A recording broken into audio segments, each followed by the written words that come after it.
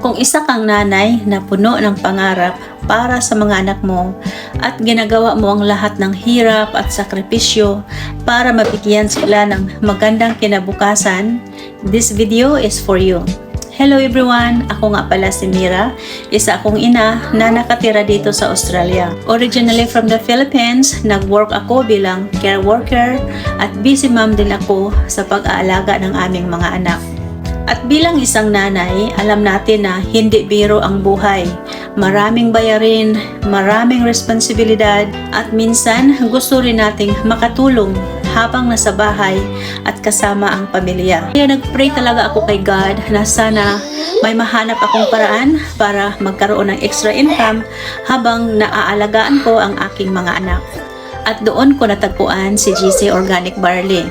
Una, na-in-love talaga ako sa products dahil health ang unang natutulungan nito. Bilang nanay, gusto nating healthy ang buong pamilya natin.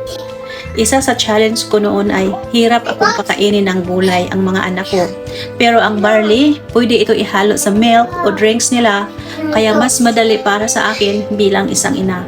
Maganda rin ito dahil buong pamilya pwedeng makinabang, bata, matatanda, or kahit buntis. Hindi lang ito tungkol sa beauty, pagpapapayat o pagpapaganda. Maganda rin iyon, lalo na para sa ating mga babae. Pero mas importante pa rin ang kalusugan natin. At nang makita ko ang business opportunity, doon ko na-realize na maganda pala itong opportunity para sa mga taong gustong magkaroon ng extra income habang ginagamit din nila ang mga products araw-araw. Importante kasi sa negosyo na may maayos at matagal ng company.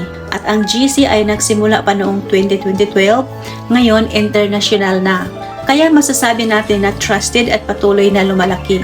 Ang mas maganda pa, marami ring products na ginagamit natin araw-araw. So, imbis na bili lang tayo ng bili, bakit hindi natin subukan na kumikita rin habang ginagamit natin? At ang gusto ko dito, pwede ito maging legacy para sa pamilya at next generation natin. Kaya kung matagal mo nang pinag-isipan kung paano magsimula, maybe this is your sign. Pero higit sa lahat, always pray to God for wisdom and guidance. Dahil naniniwala ako na kapag may panalangin tayo, God will always guide us into a better and safe place. Thank you for listening and God bless everyone.